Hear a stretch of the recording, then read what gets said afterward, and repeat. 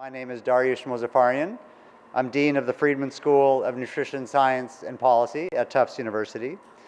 Welcome to tonight's forum with renowned chef and humanitarian José Andrés. This event is part of the Distinguished Speaker Series of Tufts University's Jonathan M. Tisch College of Civic Life.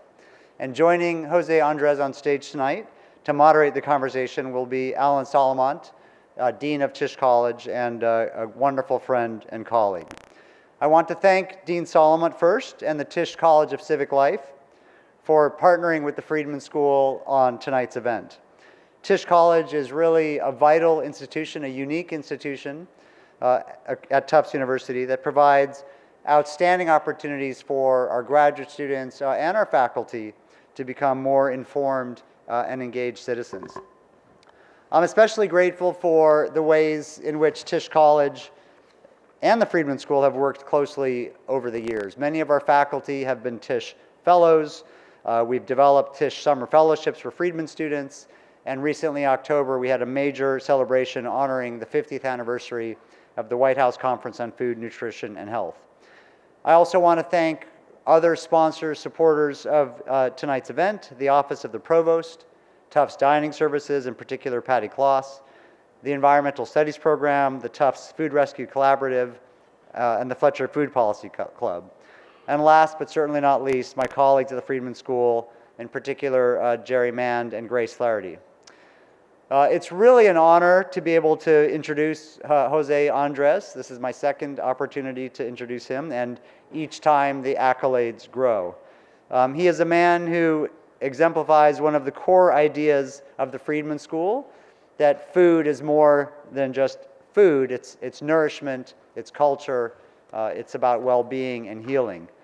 Food is about the environment, it's about agriculture, it's about disparities and equity, it's about politics and policy.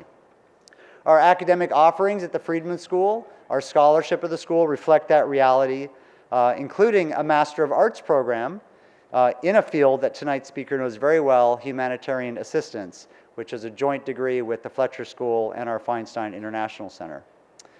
José Andrés is a man whose career in the kitchen, and in particular outside the kitchen, has exemplified the boundless potential of food to bridge cultures, bring people together, and to lift up communities and lift up spirits in times of really, truly terrible crises.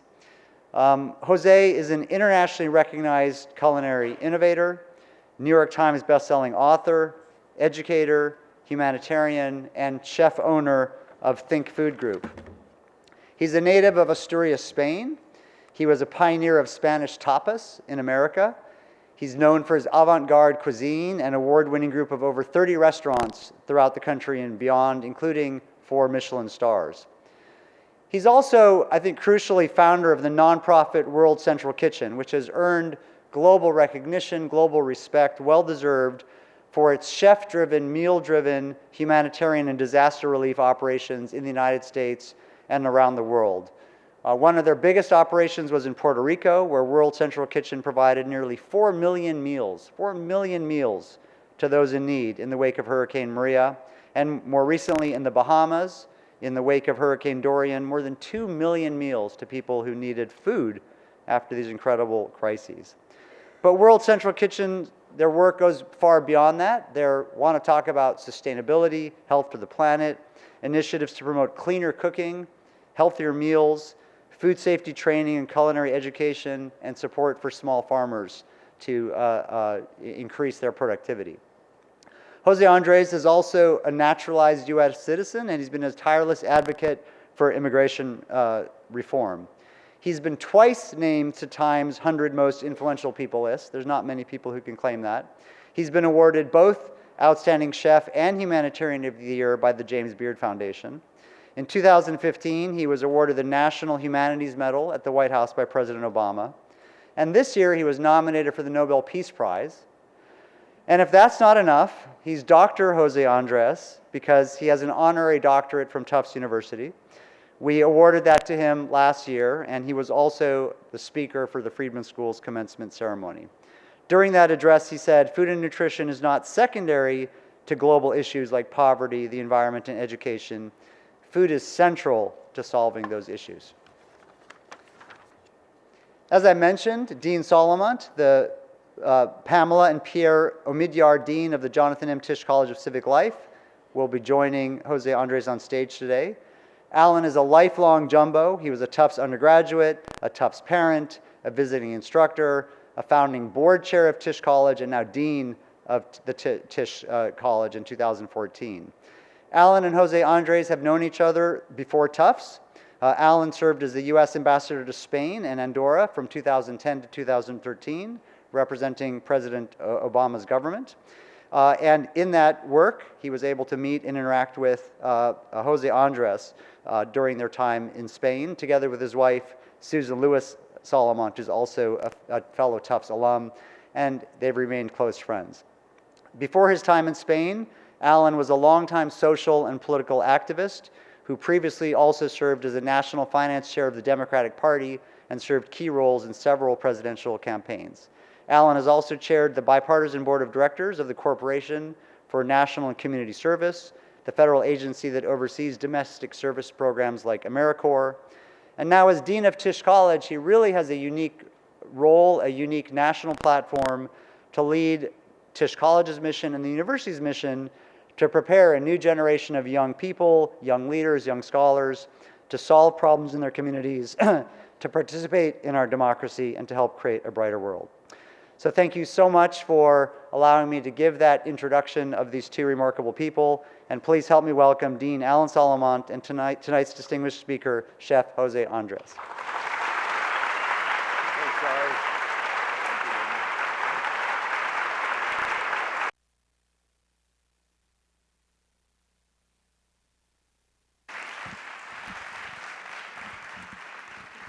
Thank you, Dari. Thank you very much for those nice words, for your partnership and for your friendship and for your leadership at the university and at the Friedman School. Jose, amigo. Hola. It's a pleasure to welcome you back to Tufts University. I don't know if you remember, but shortly after Susan and I arrived in Madrid, you were in town and you invited Susan to join you at Madrid Fusion, which was a major gastronomy fair with food and chefs from around the world. Susan went with you, and she writes about the experience in her book, Lost and Found in Spain. Shameless promotion. It's a great book. It's a great book.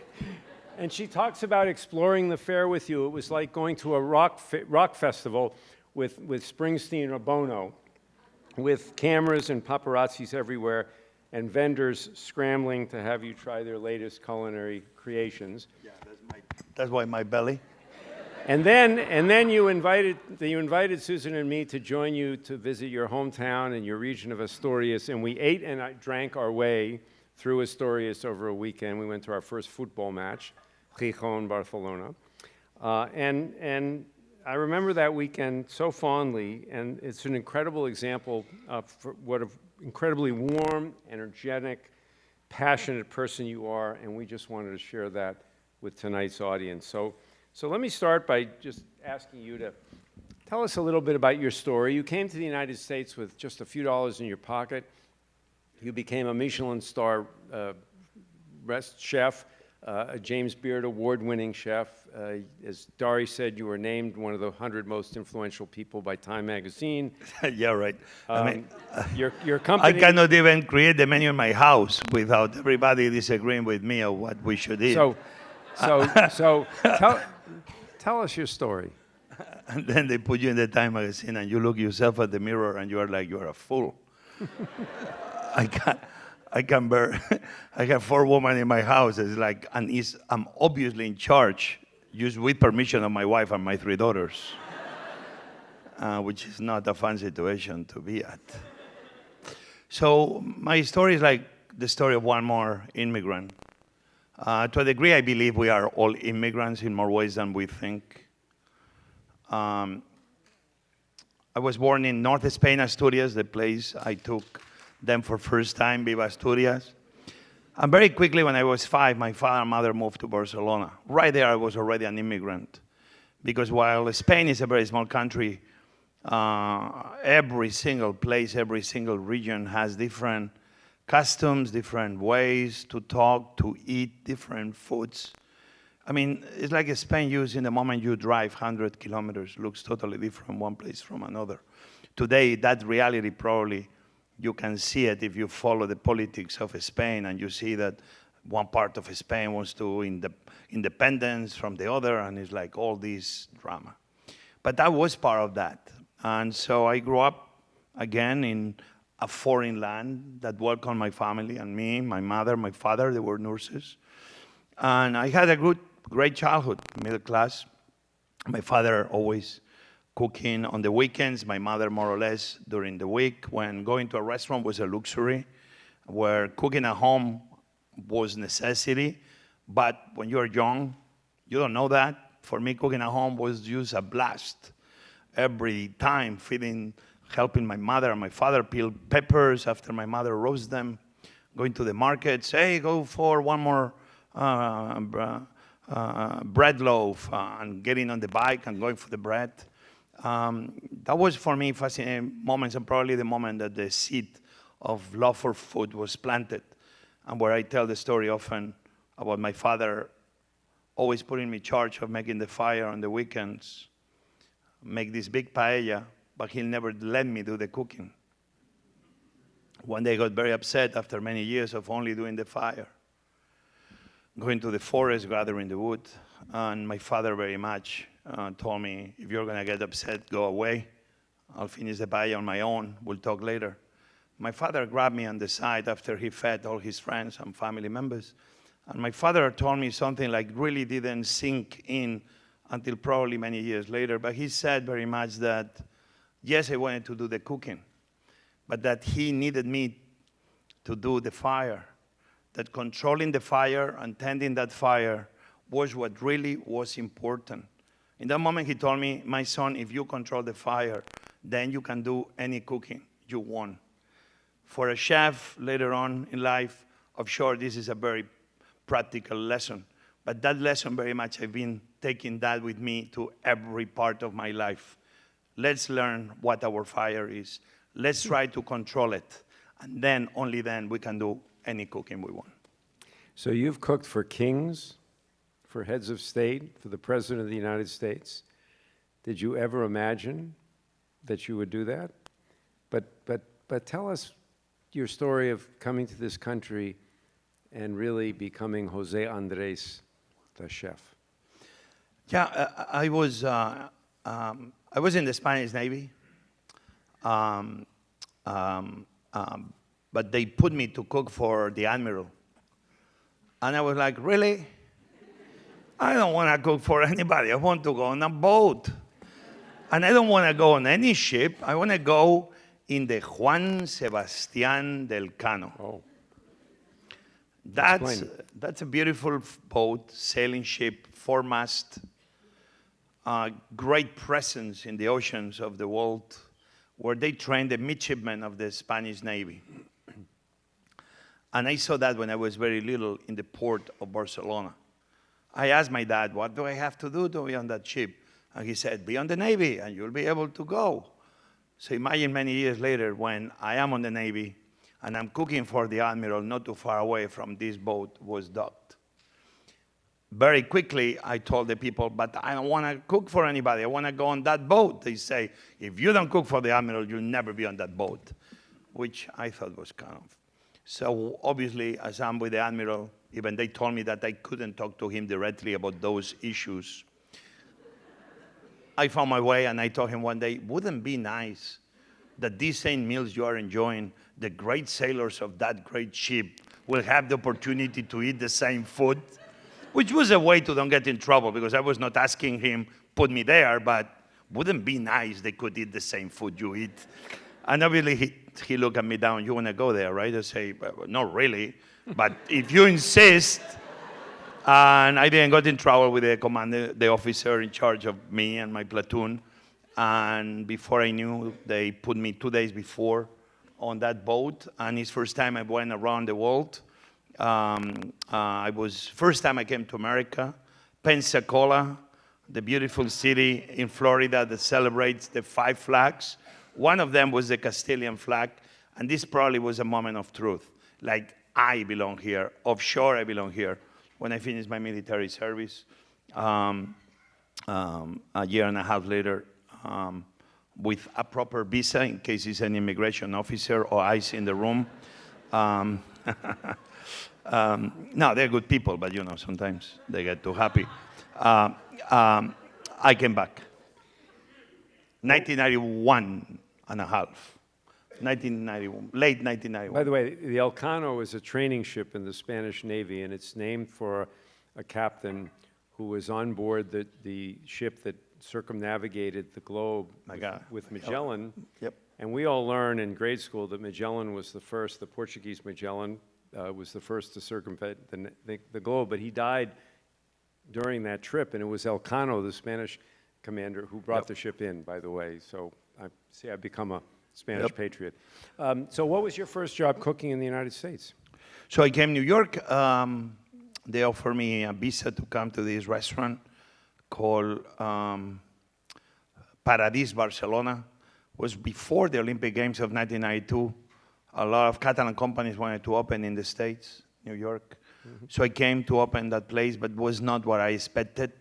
Was another restaurant opening, El Dorado Petit. I wanted to work on that one.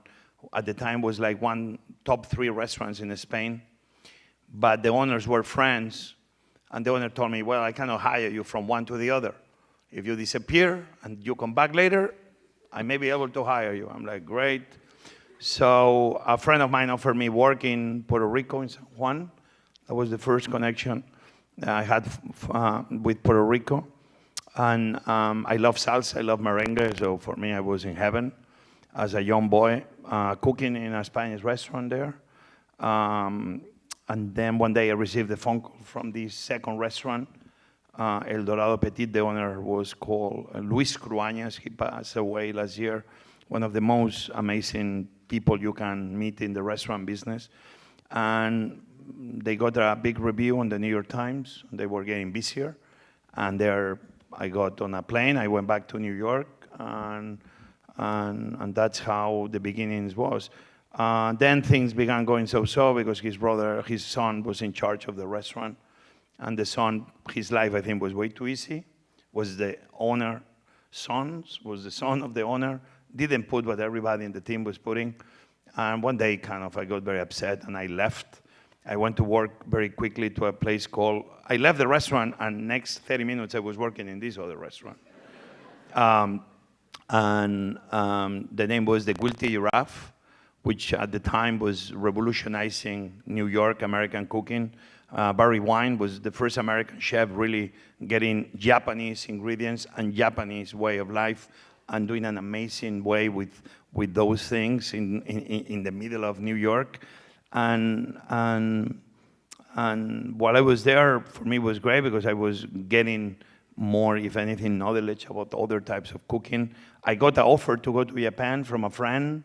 I was almost on my way to Japan. I was in California, and then is when these 2 guys, 1993, they want to open a Spanish restaurant in Washington. And before I went to Japan, I was like, let me go see Washington. I've never been. Let me see what this is all about. I fall in love with Washington. I fall in love with just watching the White House and the Capitol. The 2 guys were great. They became my best friends, partners. They wanted to open a Spanish restaurant called Jaleo, which is merrymaking. They wanted to open a restaurant about tapas, and they didn't have a clue about the Spanish cooking or tapas. So they need me.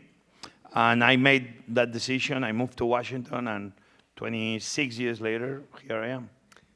And maybe 18 years later, you were cooking for King Juan Carlos and President Obama at the White House. Yep. That was that's these kind of things. I mean, the king is a great guy, he's a great person, President Obama too, and when they give you those opportunities sometimes, they didn't even call me, I called them. I mean, you know what I learned in life? That if somebody don't call you, the only thing you have to do is knock on the door, and I'm a good door knocker.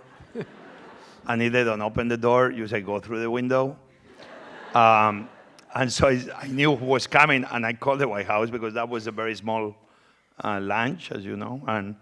I'm like, guys, I want to go and cook. And they say, but Jose, the menu is already decided. I say, I don't care. I want to go and cook. And anyway, I was so persistent that I said, we don't want to have more of one headache. Yes, you come and do whatever you want. Those are the ingredients. And it was great. It was just good to be there when the king of the country I come from was having lunch with the president of the country I belong.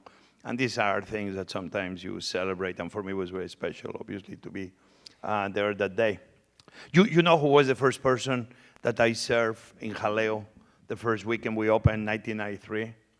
It's this guy with these jeans, halfway broken, tall guy, beautiful blue eyes, little hair, beautiful round glasses, tall, skinny like hell, happy. Remember when I was there? Happy face. And he began telling me about Franco and Mao Zedong, and I'm like, man, this guy is really crazy. If every customer we get is like him, we're broke. It took me like 2 weeks to find out he was Senator Patrick Moynihan. It was amazing because the things I learned from him were forever changed me. He told me, Jose, it's very simple. When I was having conversations about how to fit in America, he said, if you love America, America will always love you back. Yeah. And I follow his words to heart, and that's why. So let me tell you so something about Senator Moynihan. All of his university degrees are from this university. Wow. Yeah, yeah. Jose was at Harvard last night, so he's working his way up.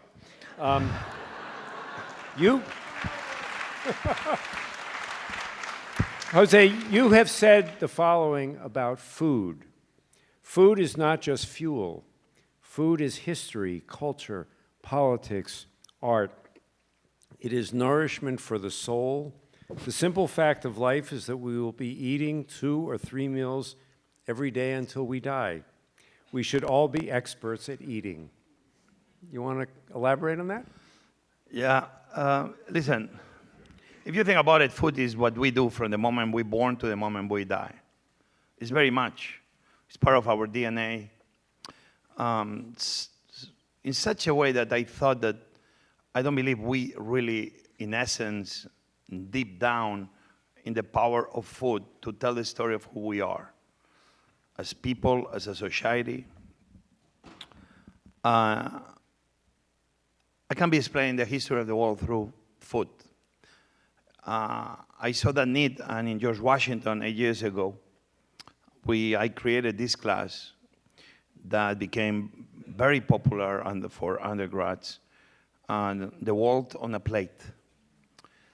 And the reason is that George Washington, which is a university that in many ways is very public policy and the proximity to Congress and Capitol and being in Washington, I thought that one of the things we had to try to have was to one day when we have people in public policy, in Congress, in Senate, that they go with a very clear mentality of what the power of food is. And we began teaching classes where we will get food and national security. And we will invite a general or an admiral. And to think like the school lunch program of today happened because generals back in 1947 requested from Congress an extra supplemental to be feeding the children better in the schools of America, especially in the rural schools of America, that show you the importance that had for the military to have proper fed Americans. Food and history, to really try to understand who we are through the food, not only in historical terms, but understanding what, if anything, happened in the Arab Spring, that man was able to be, was in such a desperation that a food vendor burned himself in the middle of the square only to say, this cannot continue that way. Understanding that Gandhi was able just to peacefully do this march to Dundee to don't pay taxes to the British. I mean, nobody wants to pay taxes to the British, poor guys. And that he was teaching fellow Indians how to produce salt, so by not buying the salt, they will not be helping the British Empire, and so one day aiming for independence in a peaceful way. You see, food and history, having the knowledge could help us make decisions today that are smart decisions to don't create further problems in the future. Food and health, food and hunger. And then we began in this class really touching every angle, food and science, that this is why I come to Harvard. We've been teaching 10 years this class at the School of Physics, teaching food, but science, but through food.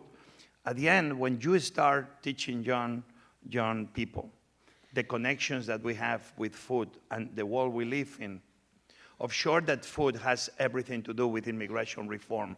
I was in Congress. We rented the school the cafeteria of the Senate because when the government shut down, they ran out of budget. And so a guy like me could rent the Senate cafeteria. Why not? Initially, I thought about doing a party to invite undocumented and dreamers. At the end, I changed my mind because I didn't thought it was the right thing to do. Because we were doing a documentary, which will be coming in May in MSNBC. And the idea was to show I always say that immigration is not a problem for America to solve, but an opportunity for America to seize. So if you are in the Senate cafeteria and you go to the kitchen. So anyway, I didn't invite the undocumented because I only want to convince people that think that immigrants are not right. I want to bring them from the other side. So I'm in this business of just building bridges, not of building walls. So I thought that was not smart to do it. Even one part of me thought that I wanted to do it only to honor them, not just to make anybody angry.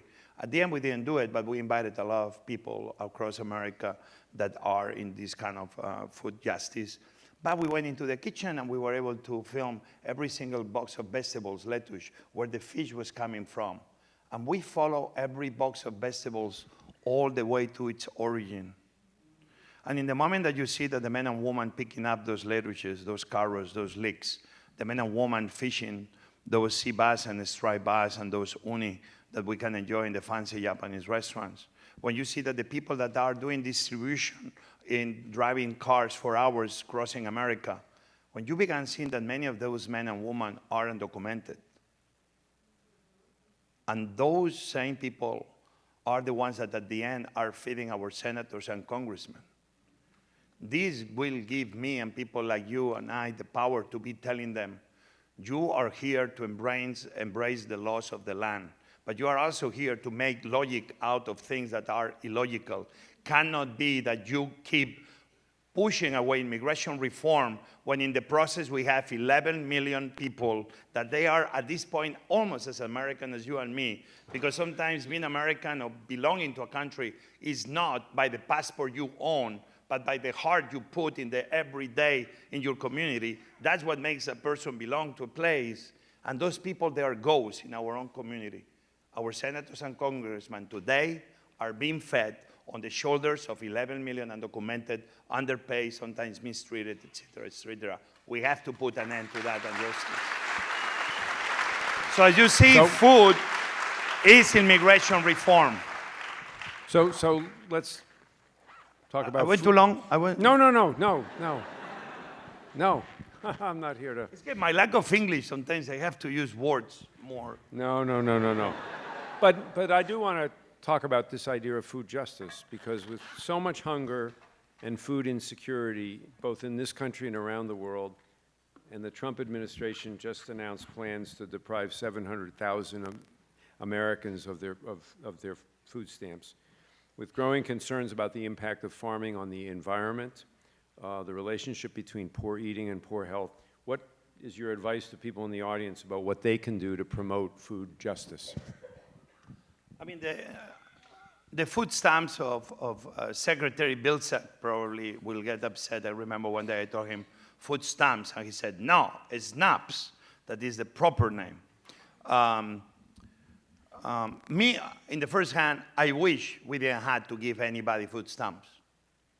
I wish that everybody will be making a good living wage, that will have a job, that people on their own can provide for themselves. We forget that people don't want our pity. People want our respect. The way to give respect to people is making sure that we create the framework that they can be providing for themselves. We have this conversation about bigger government or smaller government. Seems that some people embrace one in the right side and the left side, the other, and nobody ever talks about the right government, the right sizing of our government. Sometimes we need more people, sometimes we need less, but nonetheless, we need to make sure that the system works. Food stamps, we understand why they are there. It's people, it's men, especially women, single mothers, that even working in 1-2 jobs, they get at the end of the month and they cannot make ends meet. They don't have money for education, for transportation, for health, for food, and the government, that's why we have a government in the first place. We all understand and agree that comes to support one of the angles that those people are not able to cover. That's why to take away food stamps from 700,000 recipients, it's so unfair to the principle of we the people. We the people is in the Constitution to say we the people, all the people. We when we do well, and we when we don't do so well. To take away 700,000 people food stamps is the most un-American thing that anybody can ever do. If you don't like food stamps because you feel it's not part of your political point of view of how to run the country, I support that.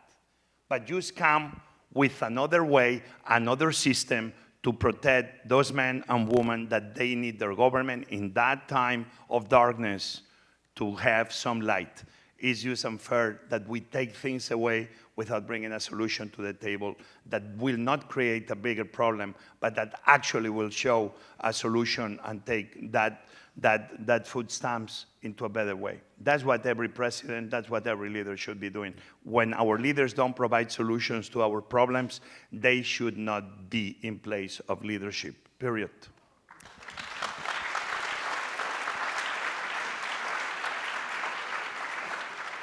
So you've inspired a lot of people with your humanitarian work. I remember reading a front page story in the Washington Post. It said, José Andrés, the face of American humanitarian aid. You wrote a book entitled We Fed an Island, which described how you and your team cooked for millions of people in Puerto Rico after the devastation of Hurricane Maria. I wonder if you can tell us about that experience, what prompted it, what it was like, and then you leveled some criticisms at some of the relief organizations and public agencies, and maybe you could tell us what was missing in the response to that awful tragedy. Yeah, I think that was the New York Times, and I think they overdid it.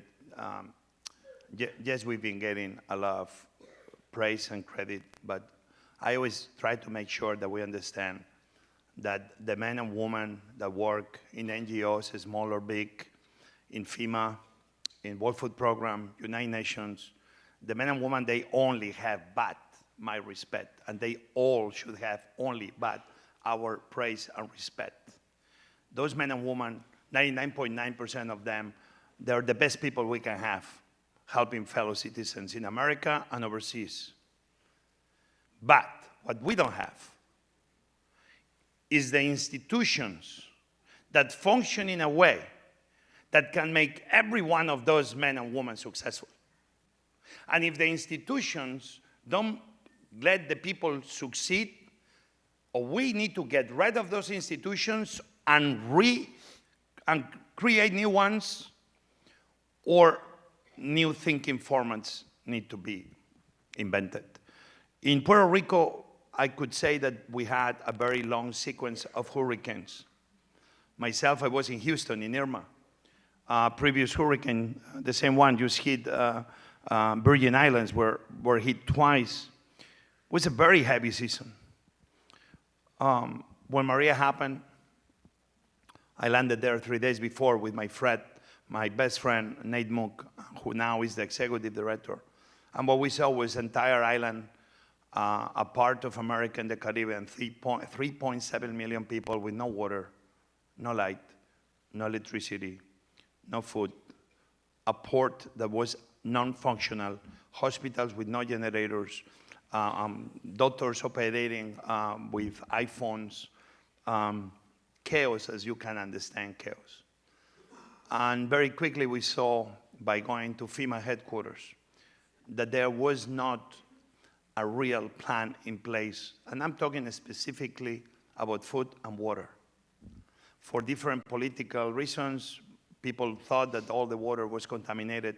Nobody was drinking from any water that could even be coming out in your home, because everybody thought that all the wells were really contaminated. So people will only drink bottled water. If you are a mother or a father, you will do probably exactly the same. And food was broken because the systems of distribution was broken. When everybody was trying to bring food from overseas, what we did, you know what was? Very simple. We're cooks. We know how to gather helpers. We know where to find kitchens. And more important, we always know where to find food. That's the only thing we did. When FEMA was trying to bring bread from Puerto Rico, we very much stole 4 generators. We were able to give it to the 4 big bread factories, and in 24 hours we were making bread in Puerto Rico. Things like that began showing us simple solutions. We went from 1 kitchen to 26, from 20 friends to 25,000 volunteers, from 1,000 meals the first day to more than 150,000 meals a day. We reached almost 4 million meals in a month and a half.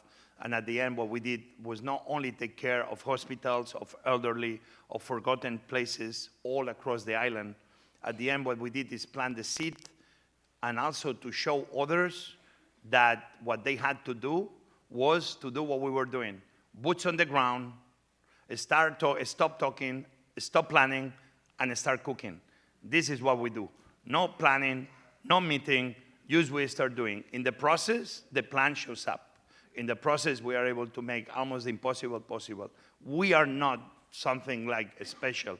The only difference between us and others is that we go and we start cooking and we start feeding. Sometimes the bigger problems that we face in humanity, they have very simple solutions.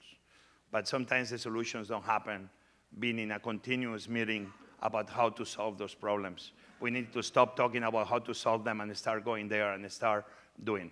That way, we can be fixing many of the problems we face. Speaking of cooking,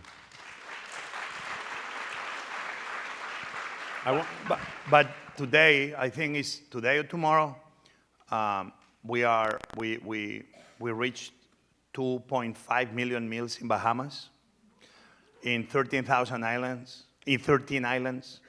We did. We had 6 helicopters, 2 seaplanes. There we had to think different because the problem was so big. We were there 3 days before Dorian hit. We were there before even Dorian left. We began creating kitchens in Marsh Harbor, Freeport, and Nassau. And we reached 60,000 meals a day in less than 6 days. Today we did 20,000 meals. We are bringing down the number slowly. We are now providing cook stoves to families, gas to families. We are doing, in many of the villages, farmers markets twice a week. We give them money, so they vouchers, so they can buy, to try to bring the normalcy into their lives. Slowly, we're helping the private sector to be opening those markets so we don't have to run them, and slowly we start moving out. At the same time, today, we began cooking in Albania because it was an earthquake. At the same time today, we began cooking in the Philippines because there was a typhoon. At the day this organization that very much just happened almost by mistake, just if these people are hungry, let me feed them. I'm so proud that today we have these men and women that use, when something happens, we get in a plane, we land, and use 1 plate of food at a time, we start building a better tomorrow. Those men and women, to me, those are really my family, and those are my heroes, and those are the ones doing it, not me. and how do you find time to run 30 restaurants? I don't really run them. They're highly mismanaged probably by now. I am good at putting teams. in place. That's my only talent, maybe. and I do it really for egocentric interest. So if I hire somebody who's better than me, I look good because whatever is happening happens, and happens better than if I did it. So I'm very smart on that front. And the same, like I believe in. I think the entire system, in that sense, I believe needs to dramatically change. I do believe we've created systems and organizations that they are way too pyramidal. We have somebody in the very top, and everybody's underneath, and everybody's looking up, and everybody's looking down. And I believe that we need to start making less pyramidal and more open, flat organizations. I do believe government should be made into a more flat organization. I don't know if I've been reading the Federalist too much lately or what, but and especially in this moment, why I want to have somebody at the very top that sometimes is used the wrong leader or uses a leader that doesn't move quick enough, when I can have a flatter organization and make sure that I have the right Secretary of Education and the right Secretary of Economy and the right Secretary of Health and the right. And why you and I, we cannot be choosing how those people who are the best at what they do run those different parts of our government. Plan the same for companies, plan the same for NGOs. I do believe we need to start bringing the system of vertical organizations, pyramidal organizational charts, and start trying to make them slightly flatter. I do believe that way everybody takes ownership, everybody's part, everybody knows who is in charge, but we are all in a more flat kind of point of view environment. And I do believe if we do organizational charts that they are flatter, I do believe it's not easy, still is complicated. But you tell me how I do it, I try to create organizations that they are flatter. Come to a university. Do you still get to cook? All the time. If you follow my Instagram and my Twitter, I cook like, I mean, you know, I'm a very good cook. Wait. I don't know if I'm too close to the White House, but I am the best cook ever. Yeah, this is affecting me. I will vouch for you. Nobody cooks like me. I mean, I am so good. Like before me was not really cooking. So I want to ask you So about... I cook, like the other day I had my teams, and I love to do a fire, and I began cooking around the fire, and I love cooking. And I cook at home a lot. I go to, is this place I love in Virginia. It's a brewery. It's called, what the heck is the name? What's the name? José's Brewery. I remember in a second. Sachi, are you here? What's the name? I shut that. Penn Druid. Satchel is my other brain. I mean, if it works with computers, why can't it work with humans, right? And Penn Druid is great. It's these three guys that they are in a band, but I guess they don't make a lot of money playing. And they're very cool guys. And so when they are not touring, playing around the country, they make beer. And they're so happy because the three of guys, they look like they don't know what the heck they're doing. And they're making beer with natural yeast. And so I go there and I make a fire outside the brewery and I began cooking. And then they come and they give me beer. And I never drink beer before because I think it's for horses, but I drink it. And I love cooking in any place.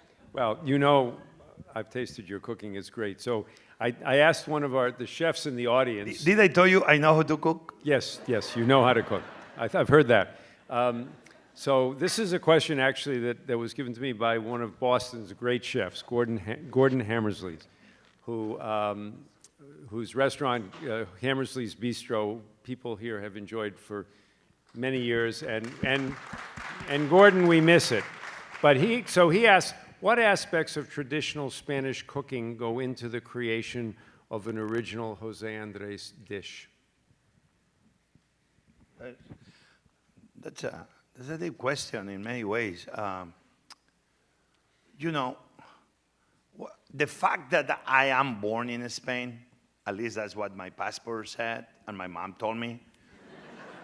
Even we never know if we're really born where they told us we're born. We believe what they told us.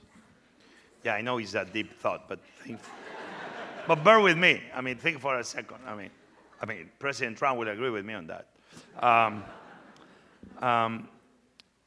And I'm only explaining this because I don't know if it matters, and I don't want you to think like I'm a weird guy on anything, but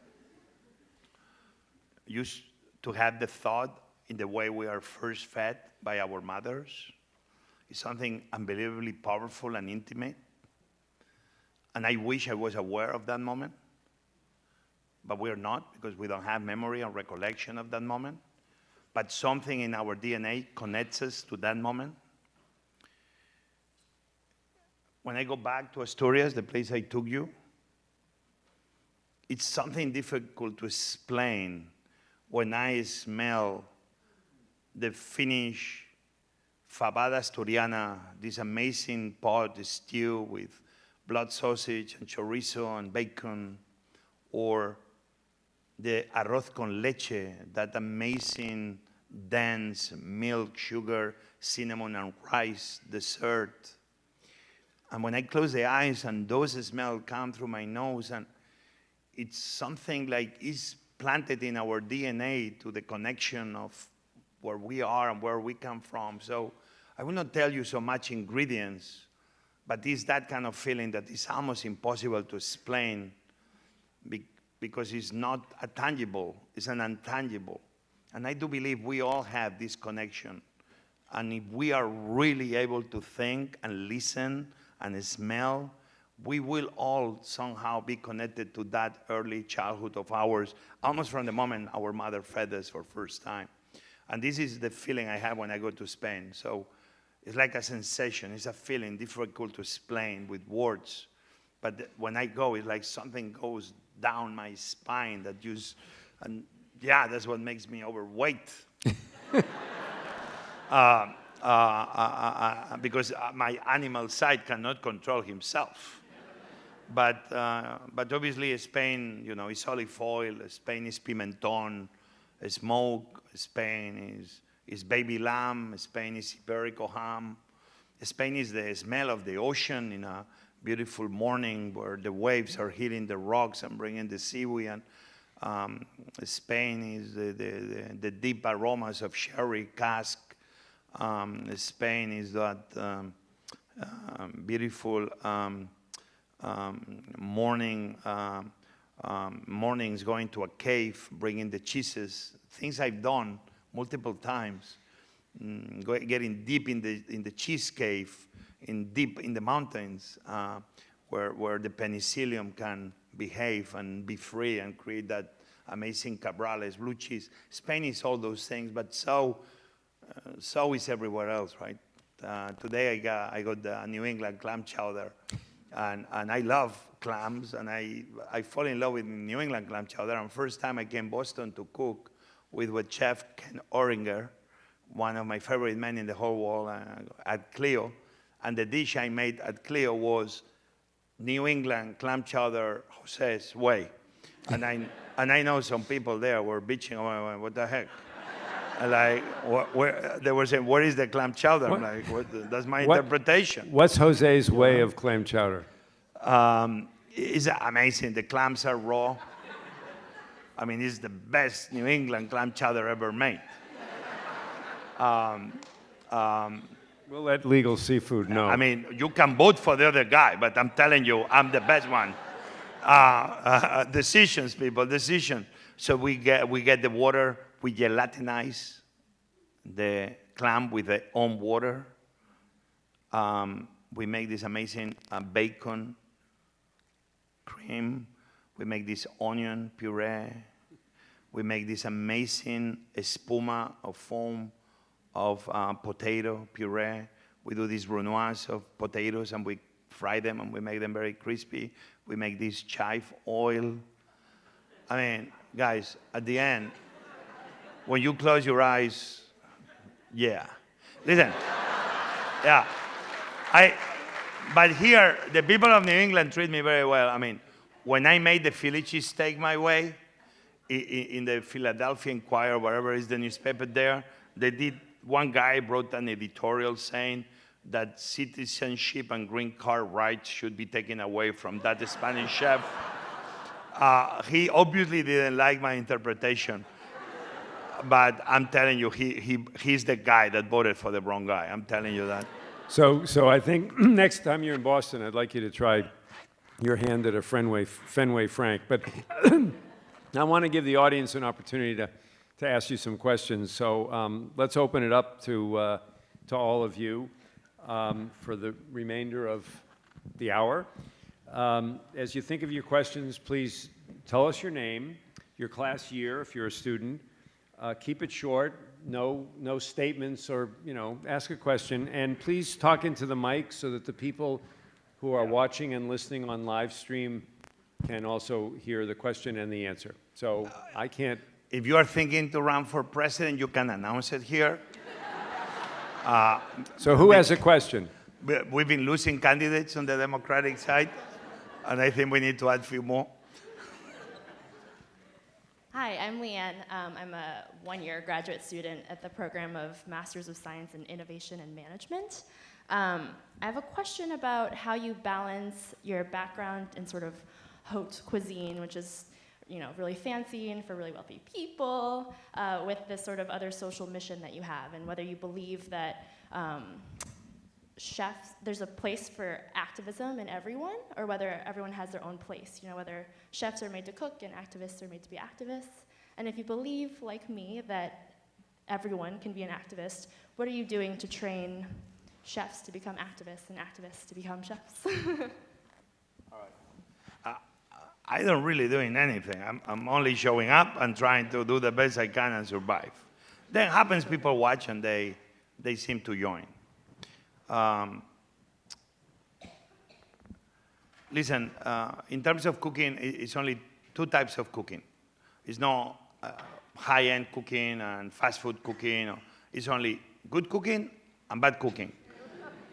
And I think I mentioned before, I am in the good cooking side. Not like sometimes I don't fuck it up, but yeah, if something goes wrong, I change the name of the recipe and then everything is right again. But on going directly, it's many ways. Every one of us, we can do something. You don't need to go and feed 4 million people in Puerto Rico. I didn't wake up in the morning and told myself, today I'm going to feed 4 million people. It doesn't behave that way. But you have to have is the spirit inside you to stop talking and start doing. Listen, I love big corporations. I want to have one day a big corporation myself. And I want to be not rich, no, next rich. I want to be billionaire, trillionaire. But how many of you bought something online, let's say, from Amazon in the last year? Yeah. And then many of you carry here, shop local, buy local, let's support the local community. That's fine. I'm sure we can be buying from Amazon. We should buy from. Creates a lot of jobs, creates a lot of wealth. But we need to start more often than not acting as we say, acting as the things we claim we love, acting as if tomorrow is the end of the world. I have a feeling like it's too much of, I love this, I support this, but then we are not willing to commit ourselves to make that thing we love and make it happen. And if we don't change that radically, we'll never fix anything. The change, and you know that the change that you want to see in the world, you are the one that have to make it happen. You are the one that have to start. So that's something we need to start doing. So in my case, I wanted to open a burger place. Another burger place. Why? More beef. Why not? But I didn't. I opened a vegetable restaurant, which probably has the worst name in the history of fast food, because I thought it was brilliant, and I don't know. I call it beef steak. Why? Because if you open a vegetable restaurant, you call it beef steak. Yeah, believe me, I have so many confused. Like, where is my burger? I came here thinking this was a beef place. Like, yeah, beef tomato, beef steak, man. Now we have 7 or 8. Why I did it? Because I wanted to start talking with real knowledge and real information of why it's more expensive to serve people a plate of broccoli and cauliflower than a burger. Do you think if I could give you a burger for $1 like McDonald's does, I wouldn't? I can't. I spend $1 only picking up the phone to call the order. So I did it so this is a little way I can be helping. I didn't open another burger place. I opened up a vegetable place. And I put real money behind it. And I hope it will work. And I hope one day, if it doesn't work, I hope I will give others the pathway and the ideas to make it work. And to end, we have a lot of people now joining our organization. Right now, for you to understand, we are in Venezuela, doing close to 20,000 meals a day. We are in Colombia. We are in Guatemala. We are still in Mozambique, if I'm right. We are obviously in Bahamas. We're in Puerto Rico. We're in Haiti. We're in Albania. We're in Philippines. This happens because we have an ever-growing army of people that want to make it happen. But we need to become, if anything, better. So, for example, because we have a lot of people that want to come and they want to learn quick and fast because things are going to keep happening and more hungry people are going to need our help. At Johnson & Wales, right in the middle of Dorian, Bahamas mission, I took one day, I flew in to Charlottesville, and we announced the first food relief curriculum ever at the Culinary School of Johnson & Wales, where 10% of their students are veterans, and every veteran said, here I am. So if things go well, 2020, we're going to start having this food relief curriculum to start creating the National Guard of food relief. And hopefully 10, 20 years from now. So in many ways you can do it. Okay. So just speaking of vegetables, Jose's latest book is about vegetables. He says, vegetables have me dreaming big these days. And I told him earlier that when Susan and I now go, if we're invited out to dinner, we bring a copy of your book as a gift. So if anybody wants a copy of the book, invite us to dinner. Another question. Go ahead. It's called Vegetables Unleash. It's a clever name, no?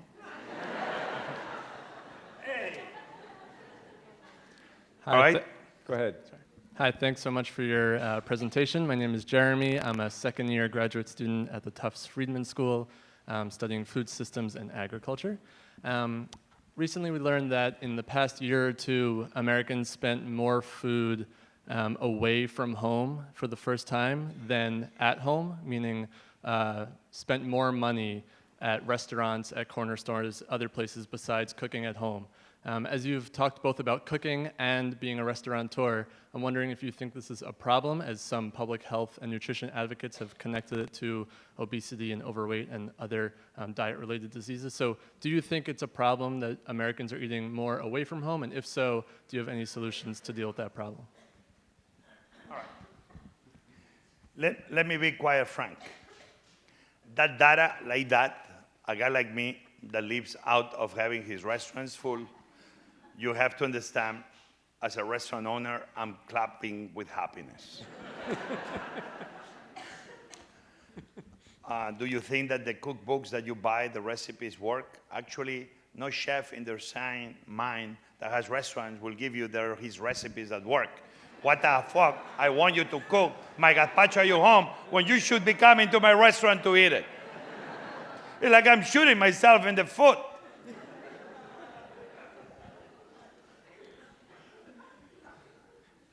Said that. Fundamentally, I believe that the cooking at home has the main benefit of understanding that today we have numbers vary, but let's say 47, 50 million Americans, that they have certain level of food insecurity, which is becoming a very big problem. When we are having jobs, people are having jobs that they are not able to meet the necessities of a family. I do believe that more than ever, like I saw growing up, that the knowledge that my mom had of having the leftovers to make croquetas, of having a kilo of chickpeas that costs close to nothing, and a little piece of protein, and some potatoes and some carrots, and make an unbelievable stew, and et cetera, et cetera. I sincerely believe that this is a talent that as a society we cannot lose. Because if not, at the end, I'm sure you are food insecure, because that's a matter, what happens, you don't have the knowledge of feeding a family with very little. And I think this is an important know-how to have. So that people don't know what to do with chickpeas is a problem. That people don't know what to do with a whole chicken sometimes is a problem. Why people that are, let's say, poor, don't buy whole chickens and go and they buy chicken breasts when the difference is $4 or $5 per pound sometimes. So that's one of the main things I see, something like this, it's a true problem. Also, we need to understand that we have big, vast quantities of people that they have more than one job. And the reason they are not cooking or eating at home is like they are working in 2 jobs. And who has time, like I grew up and I saw my father very often would come home for lunch. Really? So that number you are describing, I see that has the problem that people has the power to be feeding their families, spending less, better, and not having those numbers showing that this is the way people are doing it, is telling me that this is a problem. But right now, obviously, I'm a little bit confused with everything because we have 3.5 unemployment, we cannot find people, the wages are going up, but still we have hunger, still we have poverty. And it's certain numbers in these macroeconomics that sometimes I'm having a hard time understanding where the puzzle fits. So what I will tell you that number, if anything, I'm worried only in the sense that in certain families, eating out is expensive. That's a matter. Eating out is expensive. And not having the power and the possibility to feed in, like I saw my mom and my dad in my early days of feeding the family, this really puts a stress on the economies of many families across America. And that will be a reason I will say is a very bad sign. It's other issues we can be talking about, but that's one that I always like to think like should be fixed, that people know how to feed themselves. I think we have time for one more short question.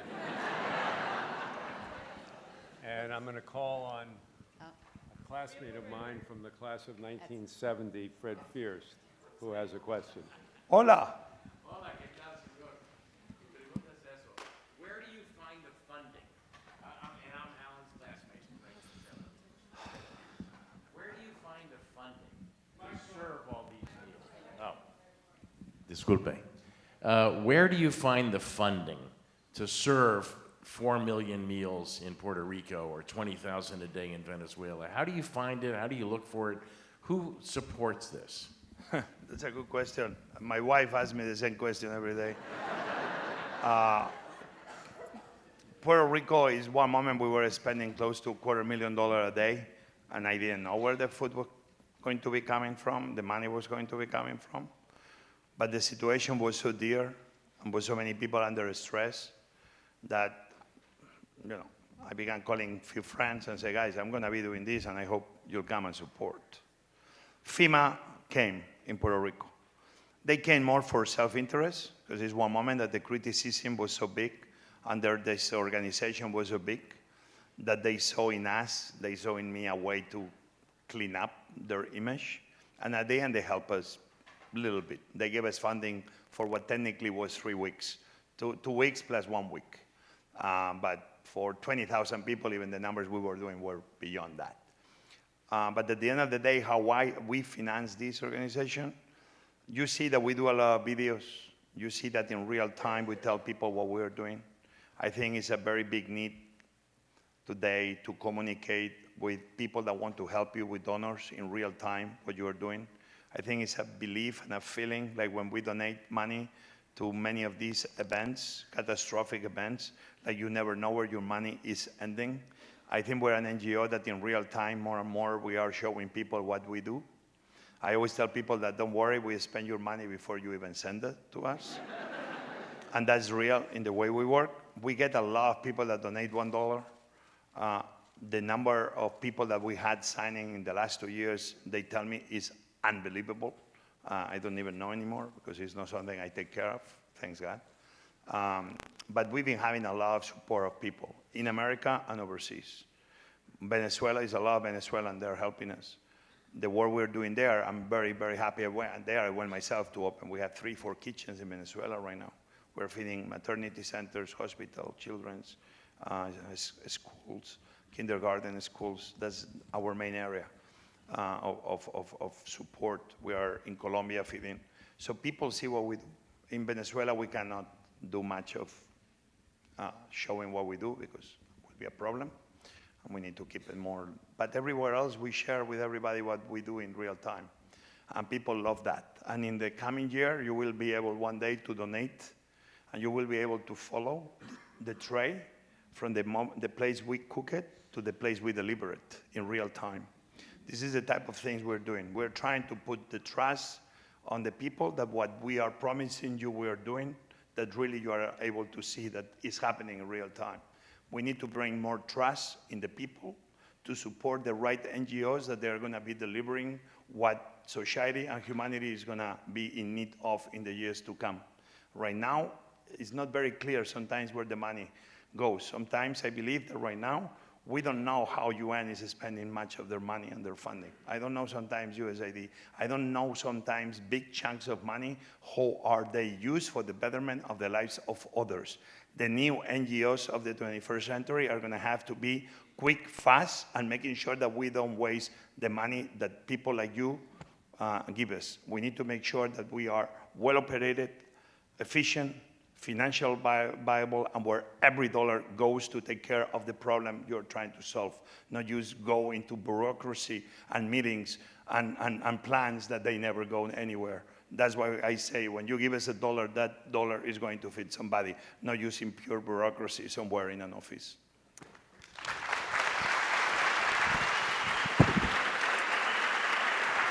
So, Jose, this has been. Is this an apron? Did you wait till I give it to you? I'm sorry, it says secret. What is this? Well, first of all, It's a cell. This has been a feast. Thank you.